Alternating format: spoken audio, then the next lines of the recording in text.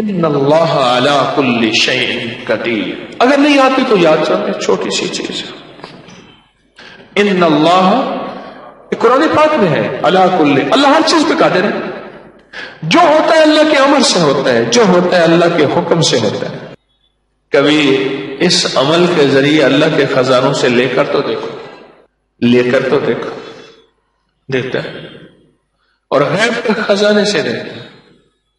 کبھی بھی کوئی ایسی چیز ناممکن ہو، ناممکن ہو، ناممکن ہو، اور آپ کا دل کہتا ہے، آپ کا من کہتا ہے، آپ کا جذبہ کہتا ہے، آپ کی سوچیں کہتی ہیں، آپ کا خیال، آپ کا گمان، آپ کا احساس، آپ کا ادراک کہتا ہے یہ ممکن ہو ہی نہیں سکتا. لیکن کیا خیال ہے، ہمارے لیے ناممکن ہے کہ میرے رب کے لیے ناممکن ہے؟ اللہ سے یقین کے ساتھ مانگیں اور یہی پڑھیں، ان اللہ علی کل شیء قدیر، اللہ تو ہر چیز پہ قادر ہے. پھر میں ساتھ میں ایک اور کام کرتا ہوں، وہ بھی آپ کو بتا دوں. اب وہ سنیے گا جو بات میں کرتا ہوں اس عمل کے دوران. یا اللہ، خود تو کہتا ہے میرے بندو، میرے ساتھ جیسا گمان کرو گے ویسے تمہارے ساتھ معاملہ کروں گا. اللہ، میں نے 100% تجھ سے گمان کر لیا کہ یہ چیز تو مجھے دے رہا ہے، دے دی اور ہو گئی. سمجھ آئی؟ دے رہا ہے، دے دی اور ہو گئی. اور پھر اگلا کام بھی کرتا ہوں، میں اپنے آپ کو مبارک دیتا ہوں، تاریخ مبارک ہو، تجھے چیز مل گئی. اندر کہتے کہاں ملی؟ انہوں نے کہا اللہ کے یقین کے ساتھ کہہ رہا ہوں، اللہ نے خود کہا تو ہے میرے بندے میرے ساتھ جیسے گمان کرو گے ویسے معاملہ کروں گا.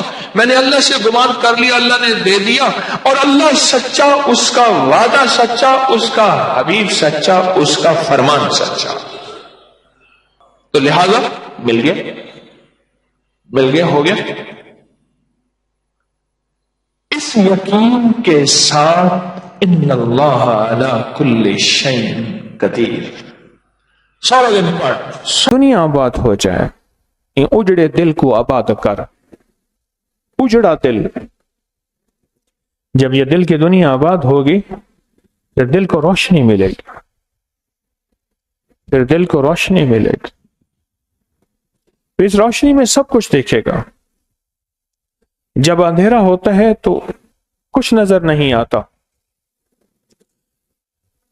اب تو بہت کم ہے، گاؤں دیہات میں اب بھی رات کو بچھو پھر رہے ہوتے ہیں اندھیرے میں اور ڈسے جاتے ہیں. گرمی میں اکثر میں صحرا میں گیا تو صحراؤں کی راتیں ٹھنڈی ہوتی ہیں. ایک غریب آدمی تھا، اس کی بہت عرصے سے چاہت تھی کہ میرے ہاں آپ کھانا کھائیں. تو میں ان کے ہاں گیا تو ان کے ساتھ گھر کا دیوار کے ساتھ دیوار ریت کے ٹیلے تھے، صحرا تھا سارا. اس نے وہاں چارپائیاں 3 ڈالی، ٹوٹی ہوئی چارپائیاں تھیں. میں وہاں بیٹھا تو کھانا بنا کے لایا. رات عشاء کے قریب ریت ٹھنڈی ہو گئی. میں نے ریت پہ پاؤں رکھے، ٹھنڈی ریت تھی. اچانک دل میں خیال آیا کہ بچھو بھی ہوتے ہیں. میں نے ایسے پاؤں اٹھایا تو ایک کالا بڑا بچھو میرے پاؤں کے ساتھ سے یوں گزر کے گیا. اسے میرے پاؤں کی اصل میں بو لائی تھی کہ یہاں کوئی گوشت ہے جس کو ڈسنا ہے. اجالا ہوا تو مجھے نظر آیا، اگر اجالا نہ ہوتا تو بچھو کا ڈسنا کبھی نظر نہیں آتا. حادثات جب ہوتے ہیں تو اندھیرے میں ہوتے ہیں، اندھیرے میں ہوتے ہیں. اور زندگی کے سارے حادثات اندھیرے میں ہوتے ہیں، کالی دنیا میں ہوتے ہیں. اور روشنی اپنی چاہیے، روشنی اپنی چاہیے. قیامت کے دن ایک بندہ ہوگا، اس کے پاس روشنی ہوگی، اس کی روشنی میں لوگ بھاگیں گے، چلیں گے، حتیٰ کہ آگے پولیس سرات ہوگی، اور پولیس سرات جب تک پہنچیں گے روشنی ختم ہو جائے گی اور وہ اپنی روشنی کے اوپر پولیس سرات پار کر جائے گا.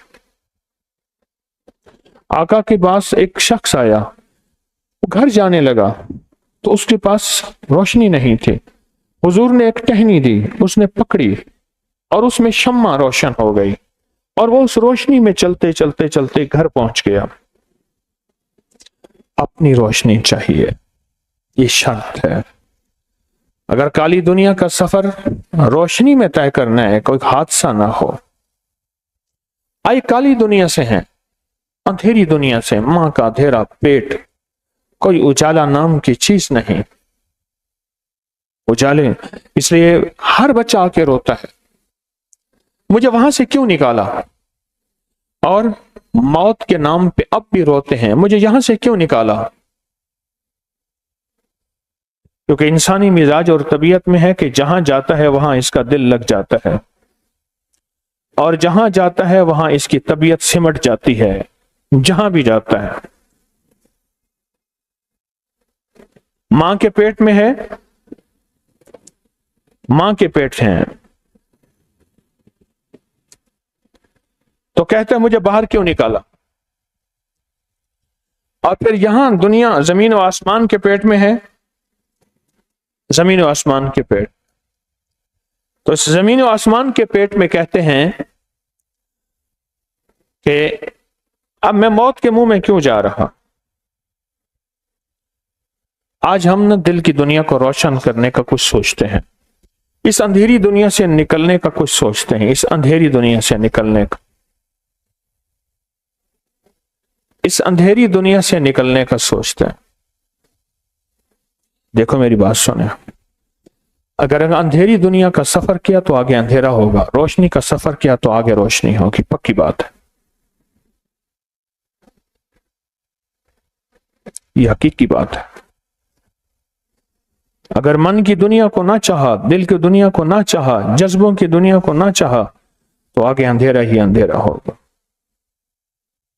اندھیرا ہی اندھیرا۔ اور اگر اندھیرے کا فکر کر لیا تو پھر آگے روشنی ہی روشنی ہوگی، روشنی ہوگی۔ آپ نے ایک چیز محسوس کی، خواب جو دیکھتے ہیں یہ دل کے اندھیرے ہٹتے ہیں تو خواب نظر آتا ہے، یاد رکھیے گا، اور سچا خواب ہوتا وہی ہے جو دل کے اندھیرے ہٹنے کے بعد نظر آئے۔ دل کا اندھیرا ہٹتا ہے تو خواب دکھتا ہے، دل کا اندھیرا دکھتا ہے تو کشف القبور ہوتا ہے، دل کا اندھیرا ہٹتا ہے تو کشف القبور ہوتا ہے، اور دل کا اندھیرا ہٹتا ہے تو کشف الصدور ہوتا ہے، سینے کی ساری باتیں فوراً سمجھ آ جاتی ہیں۔ دل کا اندھیرا،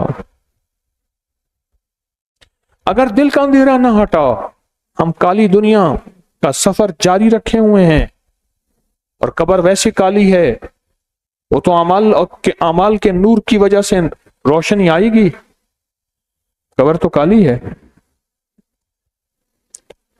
وہ تو اعمال کی روشنی کی وجہ سے ذکر، تسبیح، درود، کلمہ، صدقہ، خیرات، کسی کے ساتھ خیر خواہی، کسی کے ساتھ بھلا، پھر نور آئے گا، پھر روشنی آئے گی، ورنہ اندھیرا ہی اندھیرا ہے، ورنہ اندھیرا ہی اندھیرا ہے۔ آپ یہ دیکھیں، میں نے آپ صحراؤں کی رات دیکھیں، شہر کی رات نہ دیکھیں، صحراؤں کی رات دیکھیں۔ میں صحراؤں میں جاتا ہوں، رات کو وہ اتنے ستارے، اتنے تارے، اتنے نظر آتے ہیں کہ انسانی عقل اور گمان سے بالا تر۔ اگر آسمان کو دیکھنا ہے تو صحراؤں میں چلے جائیں، شہروں میں تو آسمان نظر نہیں آتا۔ اور اگر دل کی دنیا دیکھنی ہے تو کسی فقیر کی محفل میں چلے جائیں، دل کی دنیا سے کائنات کو دکھائے گا۔ آپ کو ایک اور عجیب بات بتاؤں، آپ سب وہ ہیں جو اندھیرے کے سفر سے نکل کے روشنی کا سفر کر رہے ہیں، آپ سارے وہ ہیں اس پوری دنیا میں جہاں میری آواز کوئی سن رہا ہے، آپ سارے وہ ہیں جو اندھیرے کی دنیا کو چھوڑ کے، کالی دنیا کو چھوڑ کے آپ روشنی کا سفر کر رہے ہیں، آپ کالی دنیا کا سفر نہیں کر رہے۔ وہ کیوں؟ آپ اگر اندھیرے کا سفر کرتے تو آپ کے پاس روشنی کا سفر نہ ہوتا، آپ یہاں نہ بیٹھے ہوتے۔ اگر آپ میں سے کسی کو کوئی تسبیح، کوئی ذکر، کوئی اللہ کا نام، کوئی لفظ آپ کو مل گیا ہے، آپ کے قدم خیر کی طرف اٹھے ہیں، آپ کے قدم خیر کی طرف اٹھے ہیں، آپ کے قدم خیر کی طرف بڑھے ہیں، تو سمجھ لیں آپ اندھیرے کا سفر چھوڑ کے روشنی کا سفر اختیار کر چکے ہیں. آپ کو مبارک ہو، آپ کو مبارک ہو. اندھیرے کا سفر چھوڑ کے روشنی کا سفر اختیار آپ کر چکے ہیں. آپ یہاں کوئی مال طلب چیزیں، بہت اعلیٰ کھانے، بہت اعلیٰ رہائش اور بہت اعلیٰ سہولت کے لیے نہیں آئے. آپ ایک منزل لے کے آئے ہیں، آپ ایک مقصد لے کے آئے ہیں. اور وہ منزل اور مقصد کیا ہے؟ یہ دل کی دنیا روشن ہو جائے. جب دل کی دنیا آباد ہو جائے گی، مسئلے فوراً حل ہو جائیں گے، مشکلیں فوراً دور ہو جائیں گی، ناکامیاں فوراً ختم ہو جائے گی، جادو ٹوٹے گا، بندش ٹوٹے گی، اثرات ٹوٹیں گے، حالات بہتر ہوں گے، قرضے ختم ہوں گے، اور رزق میں برکت ہوگی. تھوڑی اللہ زیادہ کر کے دکھائے گا، تھوڑی میں ضرورتیں پوری اللہ کر کے دکھائے گا.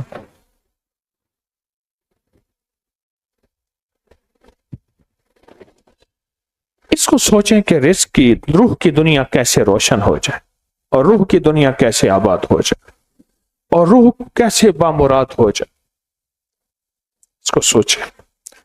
ورنہ کالی دنیا کا سفر ہے، اندھیرے کا سفر ہے، اندھیرے میں رہیں گے. الہاکم التکاثر.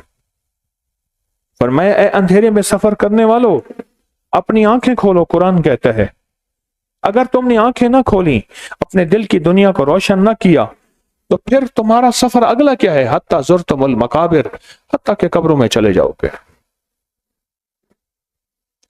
آج مجھے ایک صاحب نے بتایا کہ فلاں صاحب فوت ہو گئے. مجھے حیرت ہوئی. اچھا، میرے جی میں تھا کہ میں حج پہ جا رہا ہوں انشاءاللہ، تو میں اس سے ملوں گا. مکہ مکرمہ میں ایک سعودی کی سونے کی فیکٹری تھی. میں وہاں گیا. میں گیا نا تو میرے پاؤں کے نیچے ایسے ہلچل مچی. جہاں بھی پاؤں رکھیں وہاں ہلچل مچتی تھی کہ پاؤں کے نیچے جو سونے کے ذرے لگے ہیں وہ گر جائیں. گولیاں بن رہی تھیں، ہاروں کی مشینیں لگی ہوئی تھیں سونے کی، اور باہر کوئی چوکیدار، کوئی گارڈ وغیرہ نہیں تھا. مکہ مکرمہ میں اس دن ان کے ایک جاننے والے نے مجھے تصویر دکھائی کہ ایئرپورٹ پہ جا رہے ہیں، اور 4 پہیوں والا بیگ ہے نا، خود بخود ایسے گھومتا جا رہا ہے. اور ان کی بہترین مووی ہے، تصویر ہے. 70 سال کے اوپر کے تھے لیکن نظر وہ 45 سال کے تھے، نظر آتے تھے. مجھ سے کہنے لگے وہ فوت ہو گئے. کتنے دن ہوئے؟ آج 7واں دن ہے. کہاں قبر بنی؟ کہا جدہ میں.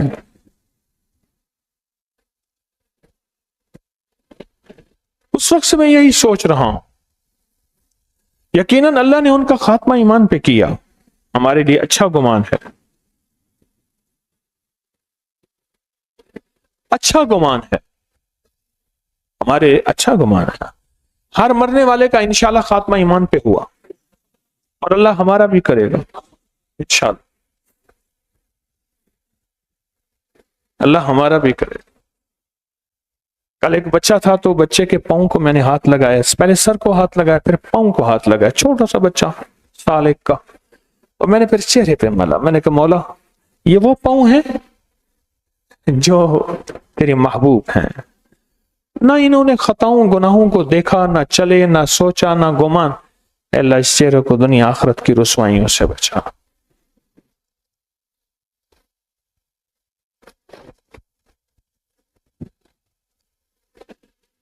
اگر ہمارا دل روشن ہو جائے تو ہم اندھیرے کے سفر سے نکل آئیں گے. اس کے لیے کام کریں. 2 وقت ایسے ہیں جن میں فرشتے آتے ہیں. 2 وقت ایسے ہیں جن میں فرشتے آتے ہیں. ایک وقت فجر کا ہے، ایک وقت عصر کا ہے. یہ 2 وقت ایسے ہیں جو فرشتوں کی حاضری کا وقت ہے. جو عصر کو آتے ہیں فرشتے، ان کی خدمت جو تبدیل ہوتی ہے وہ پھر فجر کو ہوتی ہے. جو فجر کو آتے ہیں ان کی خدمت تبدیل ہوتی ہے، وہ عصر کو ہوتی ہے. 2 وقت ایسے ہیں. اس لیے آپ نے دیکھا ہوگا فجر اور عصر کے بعد اکثر بیٹھ کے تھوڑی دیر تسبیحات پڑھتے ہیں. اس کی وجہ یہی ہے، یہ دو وقت ایسے ہیں جب حاضریاں تبدیل ہوتی ہیں. ان دو وقتوں میں فرشتوں کے ذریعے اللہ کے پاس کچھ پیغامات پہنچاتے ہیں کہ اللہ تیرا دوست بننا چاہتا ہوں، اس دل کی دنیا کو آباد کرنا چاہتا ہوں، ان جذبوں کو پاک کرنا چاہتا ہوں، اور تیری محبوبیت چاہتا ہوں اور تجھے محبوب بنانا چاہتا ہوں. اللہ تو چاہتا تو ہو جائے گا، تو چاہ لے. اور اللہ کا ایک نظام ہے، اللہ کا ایک نظام ہے، اور وہ نظام رب کا سچا نظام، وہ نظام رب کا سچا نظام. اور وہ نظام کیا ہے کہ جو چاہتا ہے اللہ اس کے لیے کر دیتا ہے، اس کا سچا نظام. جو چاہتا ہے اللہ اس کے لیے کر دیتا ہے. اس لیے عصر کی نماز کے بعد جو شخص عصر کی نماز کے بعد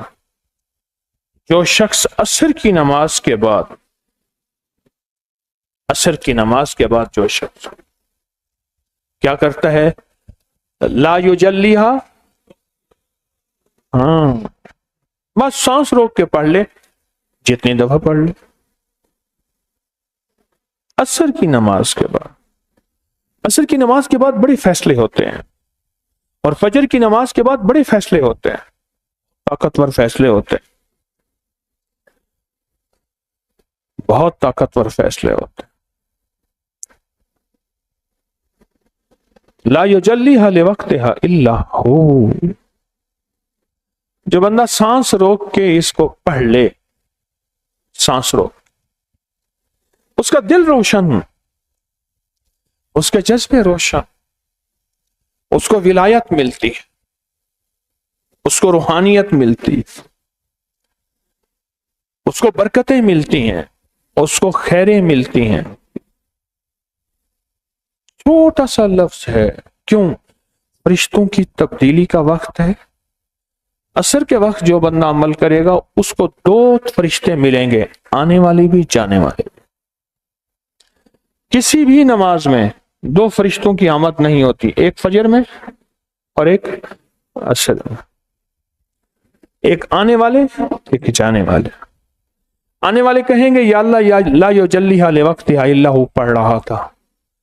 اللہ پاک فرمائیں گے اس کا جذبہ کیا تھا؟ یا اللہ اس کا جذبہ تھا دل روشن ہو جائے، زندگی روشن ہو جائے، اندھیروں سے نکل جاؤں، دل کی دنیا آباد ہو جائے، من کی دنیا آباد ہو جائے، اور جذبوں کی دنیا آباد ہو جائے. یا اللہ یہ جذبہ تھا. اور ایک فجر کا وقت ہوتا ہے، جس فجر کے وقت میں یہ دو چیزیں تبدیلیاں ہوتی ہیں. عصر کے وقت ایک اور بھی فیصلہ ہوتا ہے، وہ اولاد اور نسلوں کا فیصلہ ہوتا ہے. یہ میری بات یاد رکھیے گا، اولاد اور نسلوں کا فیصلہ عصر کے وقت ہوتا ہے. اس لیے فرمائے جو بندہ عصر کے وقت یا رحمان پڑھے، جاگ رہے نہیں بندہ سو رہا، وہ ایسے تو ہٹا لیں. پھر اب آپ سے پیار ہے، اس لیے آپ اللہ اس کے حبیب کے مہمان ہیں، آپ بہت قیمتی ہیں. میں جو بندہ عصر کے وقت 11 بار یا رحمان پڑھے گا، کیا پڑھے گا؟ صرف 11 بار، 11 بار یا رحمان پڑھے گا جو عصر کے وقت، اللہ اس کی نسلوں کے فیصلے فرماتے ہیں. بڑی قیمتی بات، نسلوں کے فیصلے فرماتے ہیں. نسلوں کیا پڑھے گا اللہ اس کی نسلوں کے فیصلے فرماتے. اس وقت بے اولادی بڑھ رہی ہے، بہت بڑھ رہی، حد سے زیادہ بڑھ رہی. بے اولادی بہت بڑھ رہی اور حد سے زیادہ بڑھ رہی. اللہ اس کی نسلوں کے لیے فیصلے فرماتے. دیکھیں اللہ نے دو چیزوں کو فرمایا ہے کہ تم ان کو پسند بھی کرتے ہو اور اس پہ تمہیں فخر بھی ہے. المال والبنون، ایک مال اور ایک بیٹے. یہ تمہارے لیے دو چیزیں پسندیدہ ہیں، مال اور بیٹے۔ فجر کے وقت مال ملتا ہے، عصر کے وقت بیٹے ملتے ہیں۔ عجیب بات، فجر کے وقت کیا ملتا ہے بولے، اور عصر کے وقت؟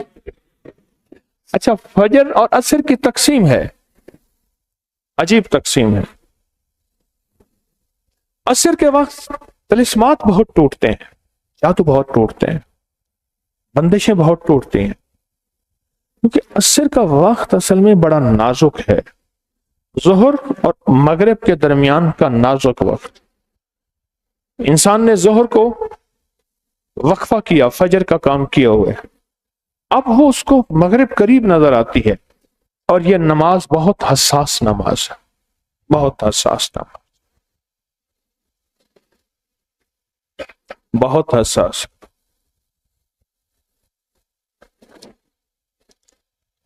فجر کا جو بندہ فجر کو قیمتی بنا لے گا، اللہ اس کی نسلوں میں روزی نہیں چھینیں گے، اس کی نسلوں میں رزق نہیں چھینیں گے، اس کی نسلوں کے اندر اللہ روٹی نہیں چھینیں گے، اس کی نسلوں میں قرضے نہیں ہوں گے، اور اس کی نسلوں میں فقر نہیں ہوگا، اس کی نسلوں میں غربت نہیں ہوگی، اور اس کی نسلوں میں مفلسی نہیں ہوگی۔ اور لفظ مفلسی فلوس سے ہے، فلوس کہتے ہیں مال کو، پیسوں کو، عرب میں کہتے ہیں فلوس معافی، پیسے نہیں ہیں، مفلسی فلوس سے نکلی۔ اللہ پاک اس کی نسلوں سے مفلسی نہیں دیں گے جو فجر کے وقت کو قیمتی بنا لے۔ تھوڑا سا وقت فجر کا، اور ہے نازک سا وقت۔ عصر کا وقت بھی بڑا نازک سا ہے، آیا اور گیا۔ ظہر کا وقت بہت لمبا، مغرب کا وقت عشاء تک، عشاء کا وقت فجر تک، فجر سے پہلے سارا عشاء۔ عصر کا وقت بہت نازک ہے، اور فجر کا وقت بہت نازک ہے۔ یہ دو وقت فیصلوں کے ہیں، اور ان دو وقتوں میں جو بندہ فیصلے کروا لے وہ اندھیری دنیا سے نکل جائے گا، بیٹے، نعمتیں، رزق، عزتیں اور برکتیں پائے گا۔ حضرت بہاؤالدین زکریا ملتانی رحمت اللہ علیہ کا جب جنازہ تھا تو 4 شرطیں رکھی گئیں، ان کا جنازہ وہ بندہ پڑھائے، ان کا جنازہ وہ پڑھائے جن میں یہ 4 شرطیں ہوں، جس میں یہ 4 شرطیں ہوں۔ ان میں ایک شرط جو تھی وہ یہ تھی، عصر کی نماز بھی اور اس کی سنتیں بھی، یہ شرط بھی تھی، عصر کی نماز بھی اور اس کی سنتیں بھی، یہ شرط تھی۔ اب اعلان ہو رہا، اتنی بڑی ہستی ہے، خاموشی ہے، ایک شخص منہ لپیٹ کے صفوں کو چیرتا ہوا آگے نکلا، پتہ چلا کہ وہ بادشاہ التمش ہے، وہ بادشاہ ہے۔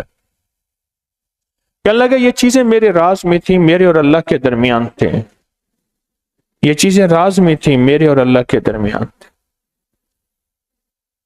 لیکن یہ چیزیں، آج جنازہ ہے اور آگے کوئی نہیں آ رہا، اور جنازے کی تاخیر ممنوع ہے، لہذا آج جنازہ میں پڑھاؤں گا، کیونکہ یہ ساری شرائط میرے اندر موجود ہیں۔ آپ بتائیں، آپ سوچیں کہ یہ ساری شرائط میرے اندر موجود ہے۔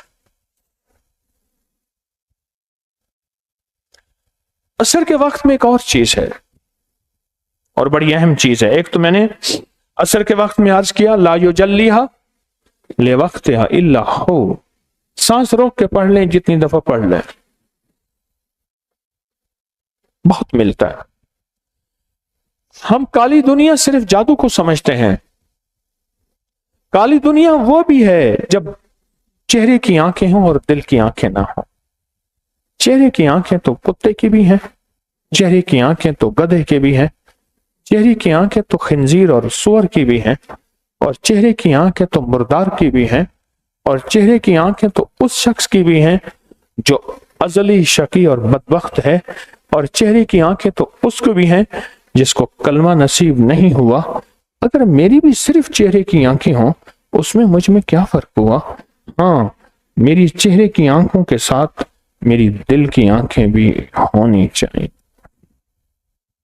ہونی چاہیے نہیں ہونی چاہیے؟ دل کی آنکھیں بھی ہونی چاہیے. اور اگر دل کی آنکھیں میری نہ ہوئیں تو میرا دل جو ہے وہ ویران آیا اور ویران چلا جائے گا. اس لیے فرمایا جو سیاہ دل کا آدمی ہوگا اس کی روح کو فرشتے ایک دوسرے پہ پھینکیں گے, تم اٹھاؤ, وہ کہے گا تو اٹھا, وہ کہے گا تو اٹھا. اس میں بدبو ہوگی.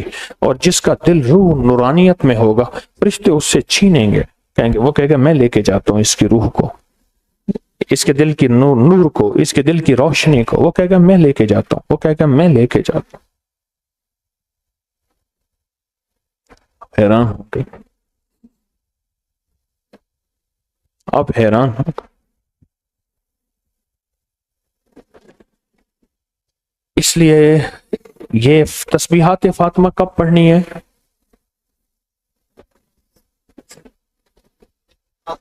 کیوں؟ آپ سوچیں, تسبیحات فاطمہ فجر کے بعد اور عصر کے بعد. اس کی وجہ ہے کہ فرشتوں کو یہ 3 الفاظ بہت محبوب ہیں. کلمتان خفیفتان, الفاظ بہت طاقتور ہیں. اس لیے تسبیحات فاطمہ فجر اور عصر کے بعد.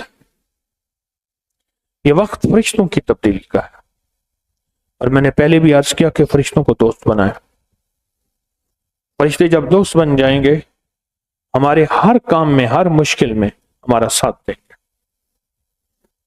ان سے ہمارا تعلق بن جائے گا, ان سے ہمارا انس ہو جائے گا, ان سے ہماری دوستی ہو جائے گی. انس ہو جائے گا, دوستی ہو جائے گی. پھر جو کام کہیں گے وہ فرشتے ہمارے کاموں میں لگ جائیں. کیوں؟ اللہ نے فرشتے بنائے اس لیے ہیں. اور اگر ان کو ہم کام کہہ رہے ہیں تو یہ شرک نہیں ہے, اللہ نے تو بنائی ہماری خدمت کے لیے ہیں. مثلا ایک بندہ اپنے کسی خادم کو کہتا ہے مجھے پانی پلا دے, تو ساتھ بیٹھا کہتا ہے کہ شرک کر رہا ہے. کیوں؟ تجھے تو اللہ سے پانی مانگنا, تو بندے سے مانگ رہا ہے. تجھے تو اللہ سے مانگنا تھا, بندے سے کیوں مانگ رہا ہے؟ وہی اللہ نے اس بندے کو میری خدمت کے لیے مقرر کیا ہے.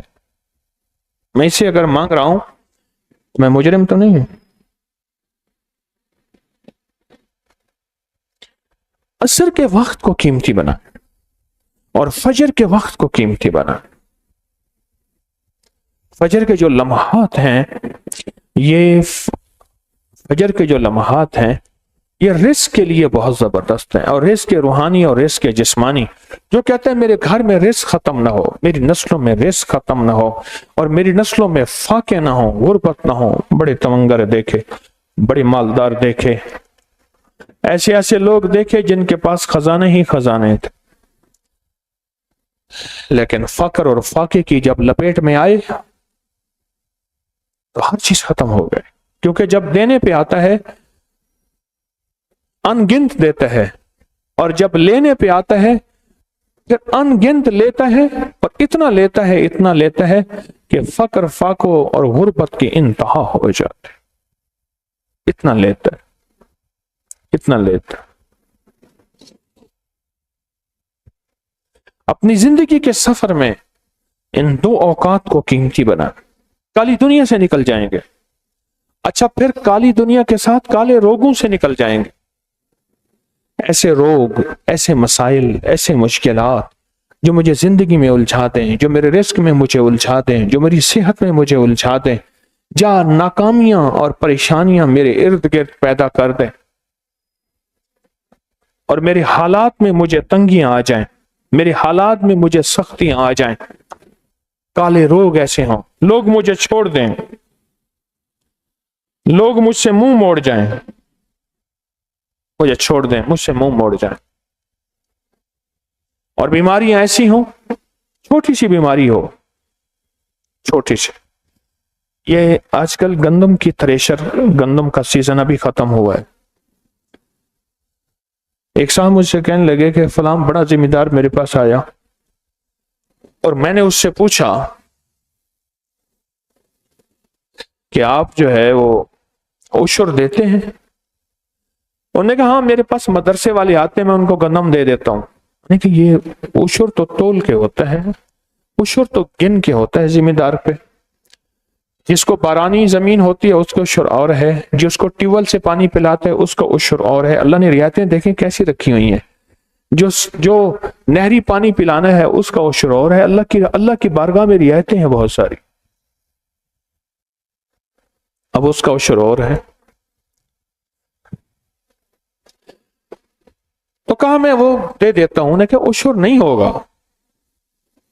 اس نے کہا ہمارے عشر یہی ہوتے ہیں. اس نے بڑی بے توجہ سے لیا. کہا میری اکثر باتیں ہوتی رہتی تھی. اپنے تھریشر کے ساتھ کھڑا تھا تو ایک چھوٹا سا تنکا اڑتا ہوا تھریشر کا، گندم یہ لگتی ہے نا، تو اس کا اڑتا ہوا ہلکا سا تنکا آنکھ میں لگ گیا. اکثر لگ جاتا ہے، آنکھ ملتے ہیں آنکھ سے نکل آتا ہے، اکثر مل جاتا ہے، لگ جاتا ہے. اصل میں ہوتا یہ ہے قریب رہ کے قدردانی رہ جائے، یہ بڑی مشکل ہے. قریب بھی ہو اور قدردانی بھی ہو. دو کاف ہمیشہ کبھی اکٹھے نہیں ہوں گے. قریب کا اور قدردانی کا کاف کبھی اکٹھا نہیں ہوگا. قریب رہ کے بدگمانیاں، شک وساوس بہت بڑھ جاتے ہیں. پھر اندر بندہ بدگمانیاں اور شک وساوس پالتا ہے، صرف وجود کسی مجبوریوں کے تحت چلتا ہے.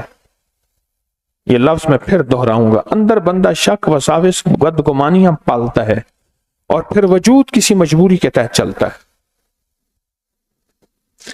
اب اس آنکھ کا علاج کیا، اس میں کوئی ڈراپر ڈالا، پانی کے چھینٹے مارے، ٹھیک نہ ہوا. پھر تھوڑا سا ڈاکٹر کے پاس گئے، اس نے کوئی علاج آنکھ کا دیکھا، تنکا نکال دیا. پھر ٹھیک نہ ہوئے، پھر بڑے ہسپتال، پھر ٹھیک نہ ہوئے، پھر اس سے بڑے ہسپتال. اور اس دور میں یہ بات کر رہا ہوں کوئی 27-28 سال پہلے، اس دور میں 9 لاکھ روپے لگ گئے. آنکھ کی تکلیف پہ 9 لاکھ لگ گئے.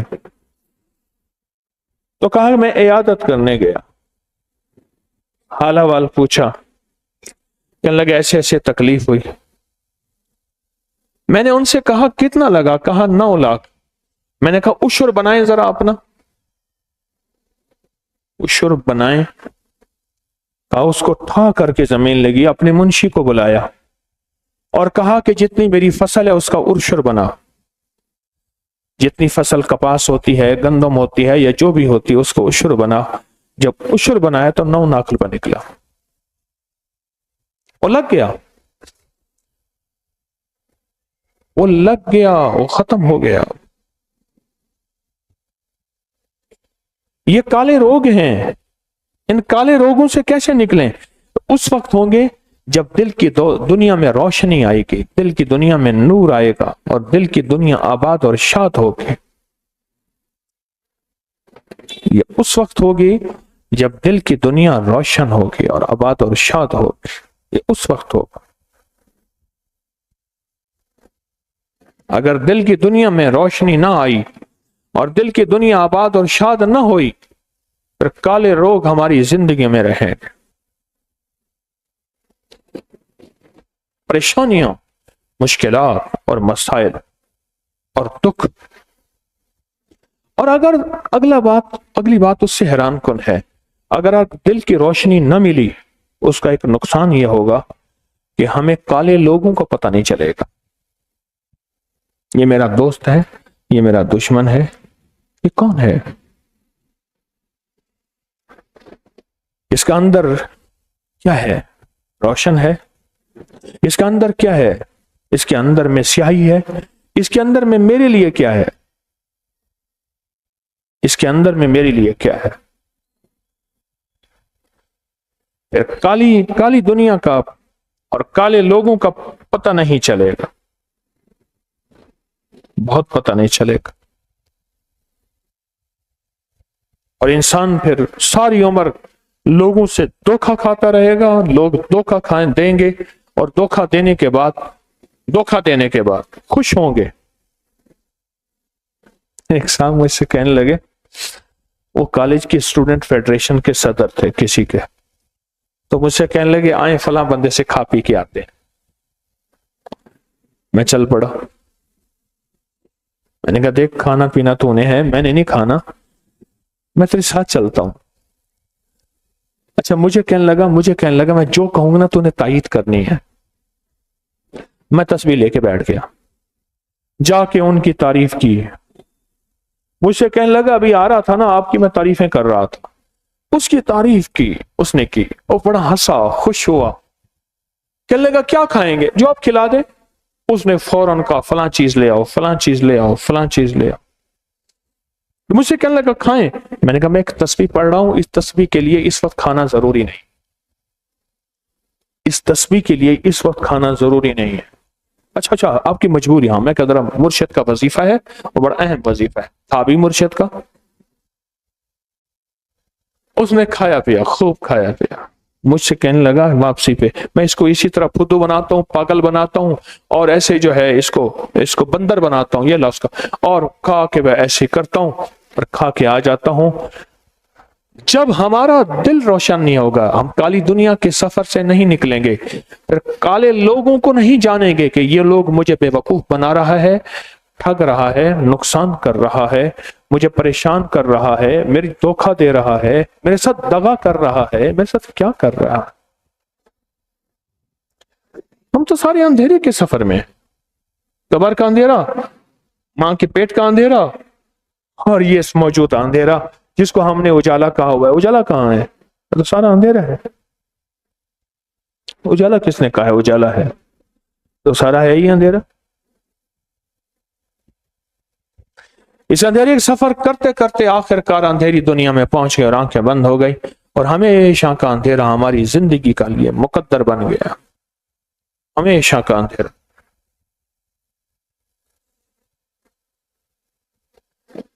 میری درخواست ہے کہ اس سفر کو سوچیں, اور اگر ہم چاہتے ہیں کہ کالی دنیا کے مسافر نہ بنے, کالے لوگ اگر ان سے واسطہ پڑے تو انہیں پہچان لیں وہ جنات ہیں یا انسان ہیں.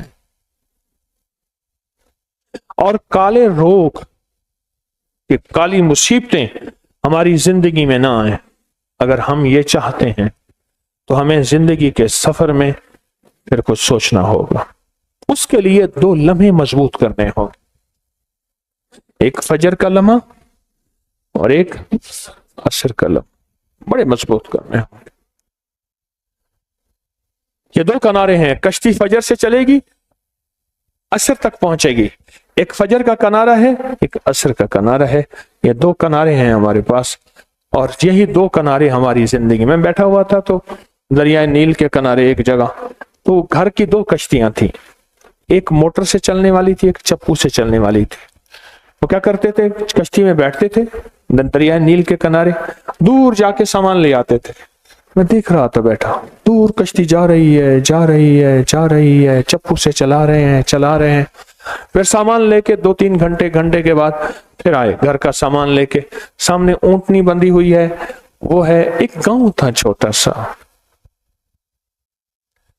ایک کنارہ یہ ہے, ایک کنارہ وہ ہے. 2 کنارے سنبھال لیں اور دونوں کناروں میں زندگی لاجواب بن جائے, زبردست زندگی بن جائے. ایسی کمال زندگی ہوگی, قبر بھی ٹھنڈی ہوگی. کتابوں میں یہاں تک آتا ہے کہ قبر والوں کو اللہ ادراک دیتا ہے, احساس دیتا ہے, علم دیتا ہے کہ میرا بیٹا, میرے خاندان میں کوئی شخص گناہوں میں, بیماریوں میں, تکلیفوں میں, مصیبتوں میں, حالات میں, بندشوں میں, ناکامیوں میں مبتلا ہے. اللہ باقاعدہ علم دیتا ہے, قبر والوں کو علم دیتا ہے. پتہ نہیں چلتا, لیکن قبر والوں کو احساس اللہ ادراک دیتا ہے, اور وہ دکھیارے ہوتے ہیں, وہ غم کے مارے ہوتے ہیں, وہ بے بس ہوتے ہیں, کچھ نہیں کر سکتے. ہاں, وہ جو جن کی دل کی دنیا آباد اور شاد تھی, وہ اللہ سے دعاؤں میں لگ جاتے.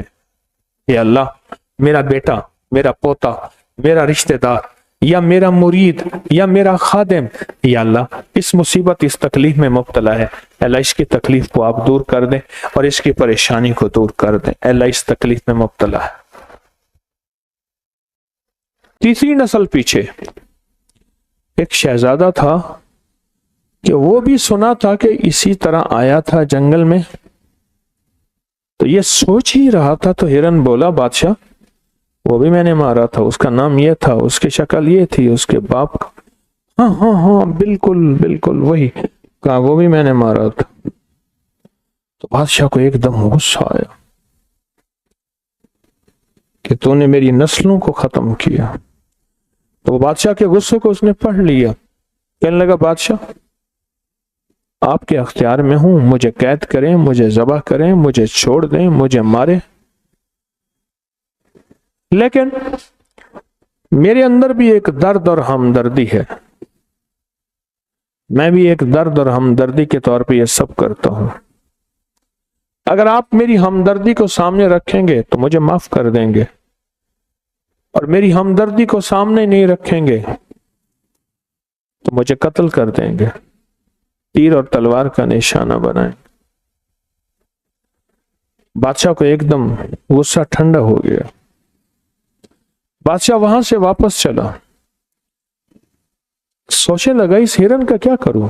اس سے پوچھا، جو 7 عامل ہمیشہ یاد رکھیے گا، پرانے دور کے بادشاہ ایک مزاحیہ آدمی ساتھ رکھتے تھے جو ان کا دماغ ہلکا کرتا رہتا تھا، شاہی معالج ساتھ رکھتے تھے جو ان کا علاج معالجہ کرتا رہتا تھا، انہیں بتاتا رہتا تھا یہ کھائیں یا نہ کھائیں، اور یہ احتیاط یا پرہیز کریں، اور ایک عامل بھی ساتھ رکھتا تھا جو انہیں قدم قدم پہ احتیاطیں، اور اگر زندگی کی مشکلات اور مسائل ہیں تو ان کے ساتھ دیتا رہتا تھا۔ تو بادشاہ نے عامل کی طرف دیکھا، اس نے کہا بادشاہ سلامت اس کو چھوڑ دیں، لیکن اس سے قسم اٹھوائیں کہ آئندہ کسی شکاری کو شکار نہیں کرے گا، کسی شکاری کو شکار نہیں کرے گا، کسی شکاری کو شکار نہیں کرے گا، اس سے وعدہ لیں، اور ہمارے ہاں ایک قسمیں ہوتی ہیں، وہ قسمیں اس سے اٹھوائیں۔ بادشاہ کہنے لگا یہ تو قاتل ہے، میں چاہتا ہوں اس کو قید کروں اور اس کو قتل کروں۔ عامل کہنے لگا بادشاہ سلامت آپ اس کو قتل نہ کریں، ایک بہت بڑے قبیلے سے اس کا تعلق ہے، یہ قتل ہو جائے گا لیکن قبیلہ اس کا آپ سے نہیں، آپ کی نسلوں سے انتقام لے گا، آپ سے بھی لے گا اور آپ کی نسل در نسل انتقام لے گا، اس کو چھوڑ دیں، بس عہد و پیمان لے لیں۔ تو وہ عامل بتاتا گیا، بادشاہ اس سے عہد و پیمان لیتا گیا۔ جب عہد و پیمان لے لیا تو بادشاہ نے اس سے پوچھا تجھے کس چیز نے گھیرا، تجھے کس چیز نے جکڑا، کیا آج تک زندگی میں تو کسی کے نرغے میں آیا؟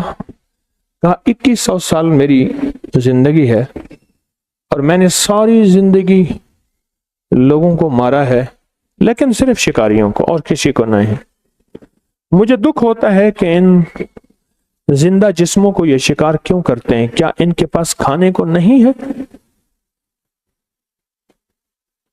اگر نہ ہو تو پھر تو اور بات ہے، ان کے پاس تو کھانے کو سب کچھ ہے۔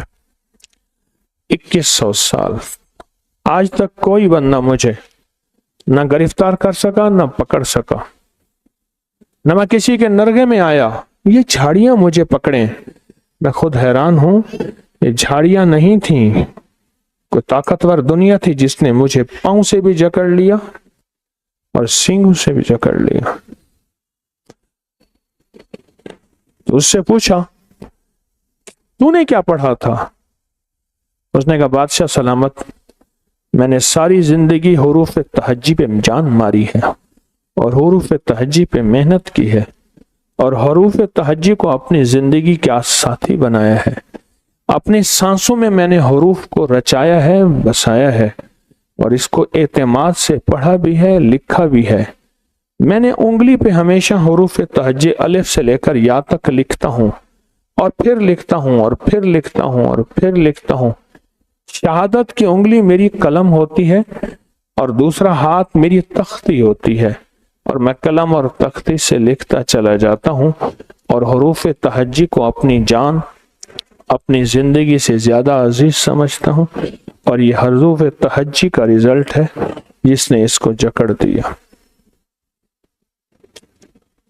بادشاہ نے اس سے پوچھا کہ یہ صحیح کہتا ہے؟ کہاں بالکل ٹھیک کہتا ہے۔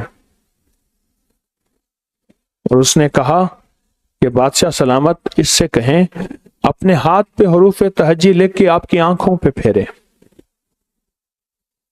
پردے سارے ہٹ جائیں گے۔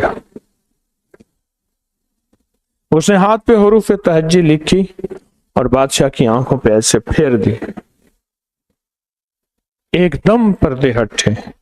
بادشاہ نے دیکھا تم یہاں میں کھڑا ہوں، اس کے دائیں بائیں زمین کے نیچے خزانے ہیں، موتی، لال، جواہر، یاقوت، مرجان، زمرد، سونا، چاندی، ہیرے خزانے ہیں۔ اور دیکھا تو سامنے ہرن نہیں تھا، ایک کالا پہاڑ تھا اور ایک کالا وجود تھا، اس کے جسم پہ لمبے لمبے بال تھے اور اس جسم سے سخت بدبو آ رہی تھی، اور اس کا اوپر جا کے خوفناک جسم تھا، اور بادشاہ نے ایک دم چیخ ماری اور بے ہوش ہو گیا۔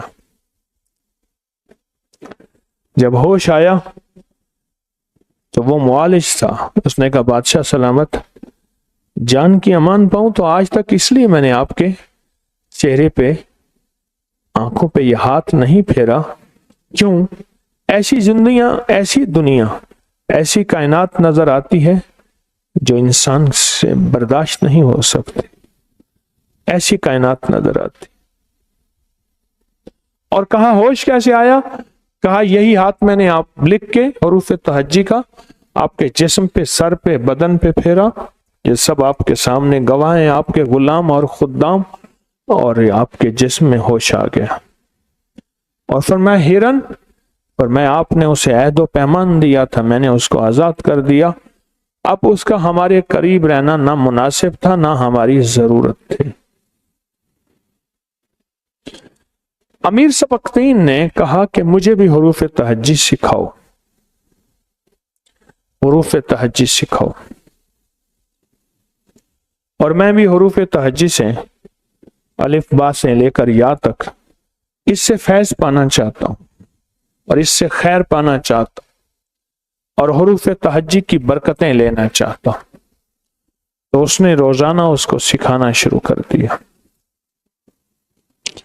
امیر نے کہا میں یہ چاہتا ہوں اس حروف تہجی کی برکت سے میری حکومت بنے، میری نسلوں میں بڑے بڑے بادشاہ آئیں، میرا تخت بلند ہو، میرا تاج بلند ہو، میرا بخت بلند ہو، میں یہ چاہتا ہوں۔ تو اس نے حروف تہجی سے یہ سب کچھ لکھنا شروع کر دیا، لکھتا رہا، کئی عرصہ تک حروف تہجی پہ محنت کرتا رہا، سالہ سال محنت کی۔ محنت کرنے کے بعد ایک دفعہ اس عامل نے کہا کہ بادشاہ آپ حروف تہجی کے عامل بن چکے ہیں، فلاں رات آ رہی ہے، فلاں رات اتوار کی شام جب مغرب ختم ہو جائے، اتوار کا دن گزرے، شام ہو، مغرب ختم ہو جائے، پیر کی صبح ہونا شروع ہو جاتی ہے، وہ رات ہو جاتی ہے جس کی صبح پیر ہوتا ہے، سوموار ہوتا ہے۔ تو کہا اس رات میں آپ حروف لکھیں اور لکھنے کے بعد مٹھیاں بند کر دیں، جو مانگیں گے ملے گا۔ اب بادشاہ اس دن کا انتظار کرنے لگا، اس دن کا انتظار کرنے لگا۔ ہمارے ہاں جو کواکب، سیارے اور ستارے ہوتے ہیں جن کا قرآن میں تذکرہ ہے، والشمس اذا ضحاها والقمر اذا تلاها والنہار اذا جلاها واللیل اذا یغشاها والسماء بناها والارض وما، یہ قرآن میں اور کئی جگہ تذکرے، صرف ایک نہیں۔ جو اتوار کی شام ہے نا، اتوار کی شام جب ڈوب جائے، ایک یہ اور ایک جمعرات کی شام جب ڈوب جائے، جیسے اب یہ شب جمعہ ہے، جو شب جمعہ ہے وہ اتوار کی شام کو ہے ہی نہیں۔ کیوں؟ یہ سید اللیل ہے، راتوں کی سردار۔ کس کی سردار؟ اور جمعہ سید الیوم ہے، دنوں کا سردار۔ جمعہ جو اس رات کو ملتا ہے وہ کسی رات کو مل نہیں سکتا، جو اس رات کو پاتا ہے بندہ وہ کسی رات کو پا نہیں سکتا، جو اس رات کو پاتا۔ تو کہا جب اتوار کی شام ہو آپ ہتھیلی پہ لکھیے گا، پر اس کا نتیجہ ملے گا شب جمعہ میں، اور اس پہ آپ کو لکھنا پڑے گا۔ اور کہا اس عامل نے بادشاہ کو، اگر اتوار کی شام بھول جائیں تو زندگی میں کبھی شب جمعہ نہ بھولیں۔ شب جمعہ سے مراد کہ اس وقت جیسے لاہور میں شام ہو گئی ہے اور مغرب کی نماز ہم نے پڑھ لی ہے، اور مغرب کی نماز کے بعد یہ تسبیح خانے کی محفل، یہ شب جمعہ کی محفل ہے، شب جمعہ۔ بادشاہ نے یہ عمل کیا، ہر شب جمعہ میں یہ عمل کیا، اتوار کی شام کو بھی کیا اور ہر شب میں کیا۔ 11 اتوار کی شامیں اور 11 شب جمعہ میں ہتھیلی پہ عمل لکھتا رہا اور کرتا رہا۔ ایک دفعہ خواب میں دیکھا کہ میرے سر کی چوٹی سے ایک پرندہ نکلا، چھوٹا سا، جو شہد کی مکھی کے برابر، جو اوپر جا رہا ہے، جو بڑا ہو رہا ہے، اور اس کا سایہ ہے بہت بڑا، بہت وسیع، اتنا وسیع سایہ تا حد نظر اس کے پر پھیل گئے، اس کا سایہ پھیل گئے۔ خواب دیکھا، حیران ہوا، سمجھ نہ آئی یہ کیا ہے۔ معبر تعبیر دینے والے بھی درباروں میں ہوتے تھے بادشاہوں کے ہاں، تو ایک معتبر اعتبار والا تعبیر والا بھیجا، تعبیر والا بندہ کو بھیجا، یہ خواب دیکھا، یہ خواب دیکھا۔ اسے کہا میرا نام نہ لینا۔ اس تعبیر والے بندے نے دیکھا، اس نے کہا یہ خواب تو نہیں دیکھ سکتا، کوئی بادشاہ دیکھ سکتا، سچ بتا۔ اس نے کہا امیر نے دیکھا ہے، کہ ہاں اس سے کہہ دے تیرا بیٹا ہوگا اور اس کی سلطنت اور یہاں سے وہاں تک ہوگی جہاں سورج غروب نہیں ہوگا، اور سایہ ہی سایہ رہے گا، اور پھر اس کی نسلوں میں سلطان محمود غزنوی رحمت اللہ علیہ۔ ایک بات ضمناً بتاتا چلو، ہر بندے کو خواب بتانا۔ ابھی میں حویلی سے آ رہا ہوں، تھکا ہوا ہوں، میں کھڑا تھا باہر اپنے بھائی صاحب کے، تو مائی نا پہلے موٹر سائیکل پہ پیچھے بیٹھی تھی کسی کے، باپردہ تھی، نیک خاتون تھی، بڑی عمر کی، گئی اور پھر واپس آئی، کہنے لگا آپ وہ ہیں جن کی پوسٹیں آتی ہیں ابکری والے؟ میں کہا جی۔ مجھے کہنے لگے میں نے خواب دیکھا ہے، اب 5-6 مرد میرے ساتھ کھڑے ہیں، میں نے خواب دیکھا ہے، اس کی تعبیر بتا دے۔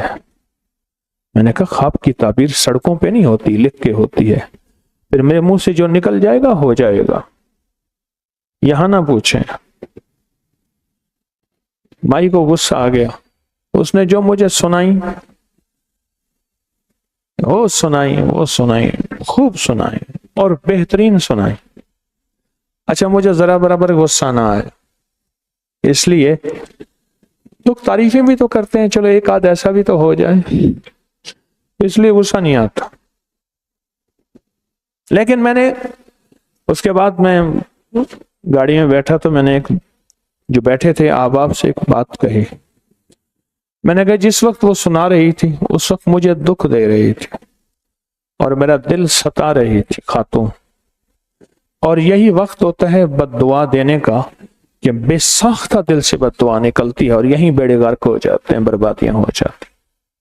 وہ میں نہیں، میں کوئی پہنچی سرکار تو ہوں نہیں، ہر وہ شخص جس کو آپ تکلیف دیں اور وہ قصوروار نہ ہو اور اس کو آپ تکلیف دے رہے ہیں، اور اس وقت بے ساختہ اس کے منہ سے جو بد دعا نکلتی ہے وہ بہت برباد کر دیتی ہے، بہت تباہ کر دیتی۔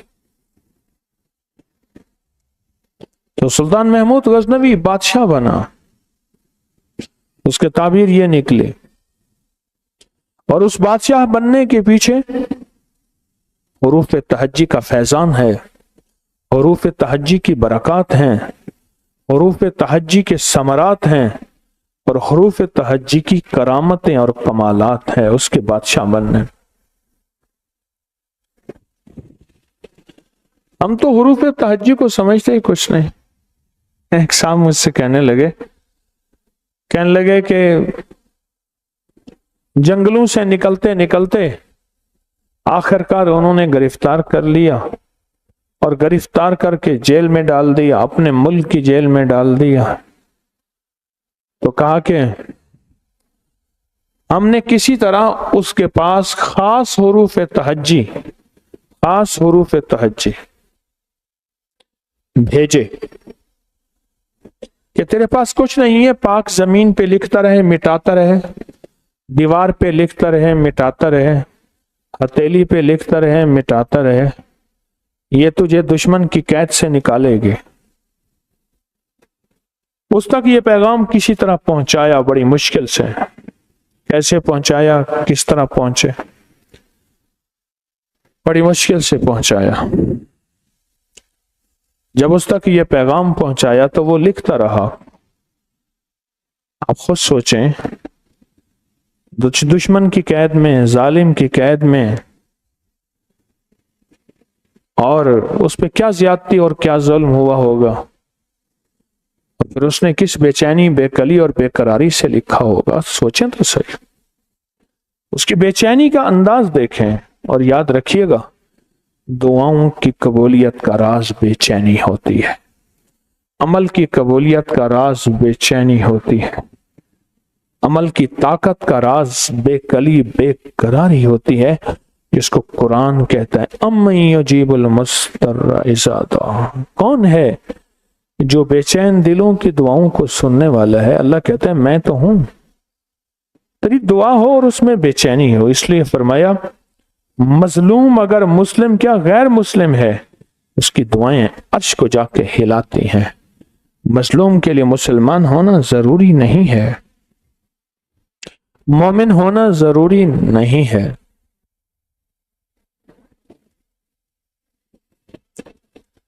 بے چین دعا کے ساتھ اس نے حروف، خاص حروف تھے، ان کو لکھنا شروع کر دیا، خاص حروف تھے، ان کو لکھنا شروع کر دیا۔ جب دیکھا نا کہ حروف کے اندر طاقت آئی، اور اس کے وجدان میں قوت آئی، اور اس کا جذبہ سچا ہوا، اور اس کا عشق کامل ہوا، اور اس کا یقین مکمل ہوا، حروف لکھتے لکھتے رات کو سو گیا، صبح اٹھا تو اپنے گھر سویا ہوا تھا۔ یقینی واقعہ ہے، سچا واقعہ ہے، بالکل سچا واقعہ ہے۔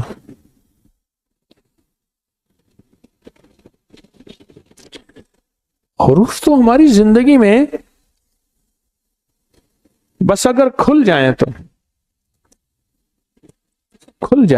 دیکھو میری بات سنو، خون کا قطرہ، پیشاب کا قطرہ، پخانے کا چھوٹا سا ٹکڑا، اس کے لیے بھی محنت کرنی پڑتی ہے، پہلے علم حاصل کرنا پڑتا ہے اس کا، خون میں ہے کیا کیا، پلازما ہے، سرخ ذرات ہیں، سفید ذرات ہیں، WBC RBC، فلاں ہے، پیشاب میں کیا ہے، یوریا ہے، یورک ایسڈ ہے، یورینیم ہے، کیا بلا ہے، اور پخانے میں کیا ہے، پہلے علم ہے، پھر علم کے بعد ایک مشین ملتی ہے، اس کا نام مائکروسکوپ خوردبین ہے، پھر اس مشین کے اندر رکھ کے اگر خون کے قطرے کو دیکھتے ہیں تو خون کے قطرے میں ایک کائنات ہوتی ہے۔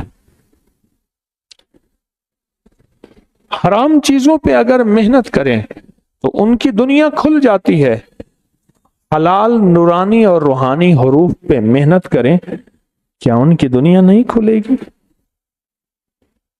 خون حرام ہے، پیشاب حرام ہے، پخانہ حرام ہے، اس پہ محنت کی تو اس کی دنیا کھل گئی، اس کے راز کھل گئے اور اس کی کائنات کھل گئی۔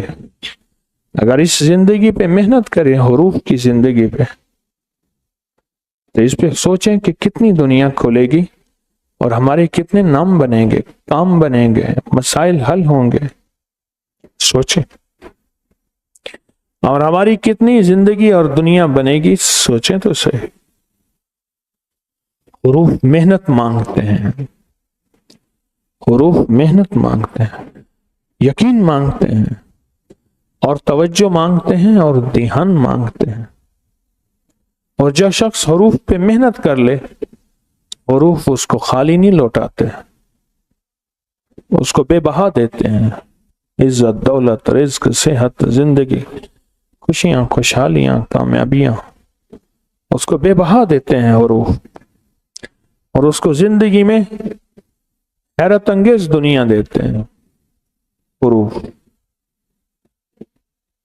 حروف یہ وہی حروف ہیں جن سے آپ تعویذ لکھتے ہیں، یہ وہی حروف ہیں جو آپ دعاؤں میں اللہ سے باتیں کرتے ہیں جن کے ذریعے سے، یہ وہ حروف ہیں جو سارے نبیوں نے دعائیں مانگی، انہی حروف کے ذریعے مانگے۔ آدم علیہ السلام نے جو دعا مانگی انہی حروف کے ذریعے مانگے، اور یونس علیہ السلام نے دعا مانگی، لا الہ الا انت سبحانک انی کنت من الصالحین۔ آدم علیہ السلام نے رب ظلمت نفسی فاغفر لی مغفرۃ من عندک وارحمنی انک انت الغفور الرحیم۔ رب حب لی من الصالحین۔ جتنی بھی ہستیوں نے دعائیں مانگی ہیں انہی حروف، انہی لفظوں کے ذریعے تو مانگی ہیں، انہی کے ذریعے مانگے۔ اور خوش قسمت ہوگا جس پہ حروف کی دنیا کھل جائے گی، اور خوش قسمت ہوگا جس پہ حروف کا نظام کھل جائے گا۔ دیکھیں، ہر جانور ذکر کرتا ہے، ہر جانور تسبیح پڑھتا ہے، ہر جانور کی تسبیح مختلف ہے، ہر جانور کی تسبیح مختلف ہے۔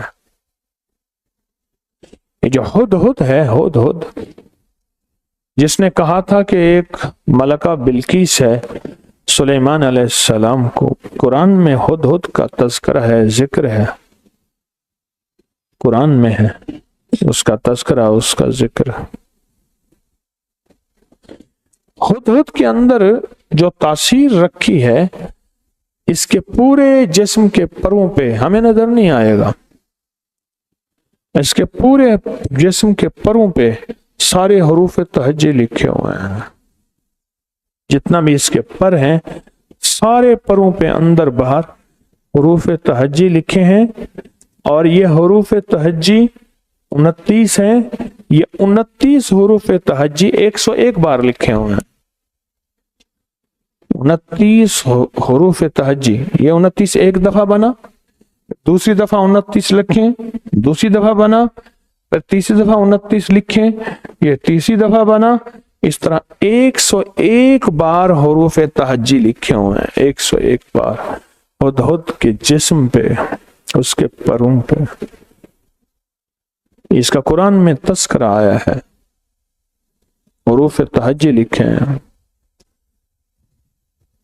زمزم کے پانی پہ حروف تہجی لکھے ہوئے ہیں، اس لیے زمزم کا جو چشمہ ہے یہ 2 بڑے چشموں سے کئی چشمے نکل رہے ہیں، اور کعبہ کی جڑ پہ ہے چشمہ۔ پہلے تو نیچے اترنے کا کنواں، پہلے ظاہر کنواں ہوتا تھا، پھر نیچے اترنے کا میں نے دیکھا ہے۔ تو یہ 2 حروف ہیں، 2 الفاظ ہیں، ان سے یہ چشمہ نکل رہا ہے۔ ایک کا نام ہے حمید، ایک کا نام ہے مجید۔ انکا حمید مجید درود ابراہیمی کے جو آخری 2 اسماء حسنہ ہیں، ان دونوں میں سے ہم زمزم کا چشمہ نکل رہا ہے، ان دونوں سے زمزم کا چشمہ نکل رہا ہے، ان دونوں سے، ان دونوں سے زمزم کا چشمہ نکل رہا ہے، ایک حمید سے اور ایک مجید سے، اور حمید کتنے حروف سے مل کے بنا اور مجید کتنے حروف سے مل کے بنا؟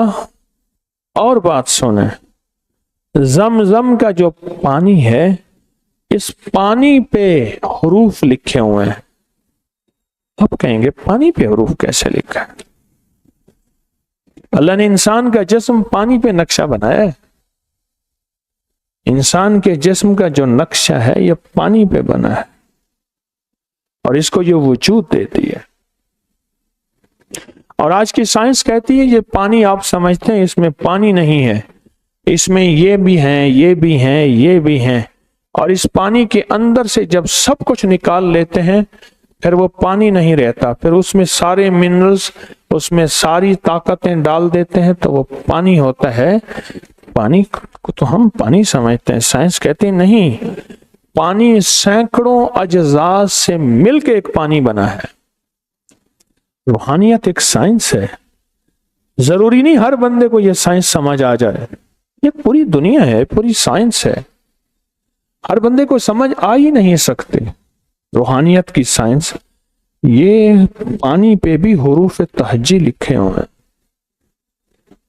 کس پانی پہ؟ زمزم کے پانی پہ۔ ہر حرف پھر اپنی شفا دیتا ہے، ہر حرف پھر اپنی تاثیر دیتا ہے، ہر حرف اپنی طاقت دیتا ہے، اور ہر حرف شفا کی تاثیر نہیں، عطا کی تاثیر بھی دیتا ہے، اور کیفیات روحانی اور جسمانی یہ دیتا ہے۔ یہ لکھے ہوئے ہیں اس کے اوپر، اس پہ لکھے ہوئے ہیں، اور یہ حقیقت ہے، اور یہ سچی حقیقت ہے کہ یہ لکھا ہوا ہے۔ جو بندہ بھی زمزم جس نیت سے پیتا ہے وہ نیت اسے ملتی ہے، وہ تاثیر اسے ملتی ہے، وہ کمال اسے ملتا ہے، اور وہ کیفیات اسے ملتی ہیں۔ جو جس نیت سے پیتا ہے اس میں سب سے پہلے اللہ کا امر ہے کہ اللہ نے کائنات میں پانی سب سے معزز، محترم، معتبر اور شفا یابی کا پانی زمزم رکھا ہے، اور پھر اس کے اندر اللہ نے حروف تہجی کے طاقت اور لفظوں کو جوڑ دیا ہے، اور حروف تہجی اس لیے فرمایا جو بندہ زعفران لے اس میں زمزم کا پانی ڈالے اور اس زمزم کے پانی کی سے قلم کے ساتھ حروف تہجی کا نقش لکھے، اس کی طاقت بڑھ جاتی ہے۔ زمزم کا پانی ڈالے اور حروف تہجی کا نقش لکھے تو اس کی طاقت بڑھ جاتی ہے، اور اس کی قوت بڑھ جاتی ہے، اور اس کا کمال بڑھ جاتا ہے۔ کیوں کہ زمزم خود حروف تہجی سے مزین ہے، جڑا ہوا ہے، اور اس کے ہر قطرے کے چھوٹے سے چھوٹے قطرے میں حروف تہجی لکھے ہوئے بھی ہیں اور موجود بھی ہیں۔ حروف تہجی، حروف۔ میرے پاس ایک صاحب ہے، مجھ سے کہنے لگے کہ میری والد فوت ہو گئے۔ میرے والد کا مزاج تھا کہ وہ جو چیز بھی پیسہ آتا تھا جمع کرتے تھے، اسے سونا لے لیتے تھے، اور مٹی کے برتن میں وہ سونا بھر لیتے تھے، سونا، اور پھر دفن کر دیتے تھے۔ کوئی اور چیز نہیں لیتے تھے، کوئی جائیداد، کوئی مال، کوئی چیزیں، بس سونا لیتے تھے، اور مجھے بتاتے تھے کہ میں نے یہاں دفن کیا، ایک یہاں دفن کیا، ایک یہاں دفن کیا، مجھے بتاتے تھے۔ ایک دفعہ ہمارا رزق بڑھ گیا، کہا اللہ کی راہ میں بھی ہم بہت دیتے تھے، رزق بڑھ گیا، تو نے اس بار بڑا برتن لیا، اور بڑا برتن لے کر تو اس میں سونا جمع کیا۔ میں سفر پہ گیا ہوا تھا تو میرے والد صاحب نے گھر والوں کو کہا میری زندگی کی خبر نہیں، میرے بڑے بیٹے کو کہنا کہ بیٹا میں نے تیری امانت دفن کر دیا، لے لینا، اور کہا کہ پھر پتہ نہ چلا والد فوت ہو گئے وہ سونا کہاں دفن ہے؟ سارے دفینوں کا مجھے پتا ہے، جہاں دفن کیے ہیں مجھے سارے دفینوں کا پتا ہے۔ میں نے اسے ایک واقعہ سنا ہے، اب آپ کو بھی سنا وہ واقعہ۔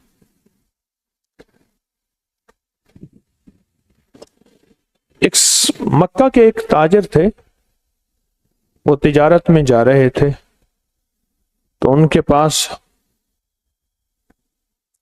ایک سونا تھا، بہت مال تھا، درہم دینار اشرفیاں تھیں۔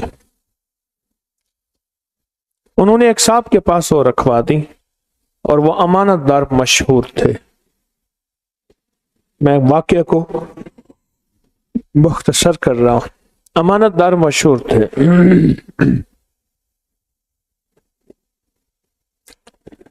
سفر سے واپس آئے تو ان کا پتہ کیا تو وہ فوت ہو گئے تھے۔ بیٹے نے کہا مجھے پتہ نہیں آپ نے مال رکھوایا نہیں رکھوایا۔ بہت پریشان ہوئے کہ اتنا مال تھا، وہ کوئی اطلاع دے کر بھی نہیں گئے، وہ کچھ بتا کر بھی نہیں گئے، کچھ بھی نہیں۔ کیا کروں؟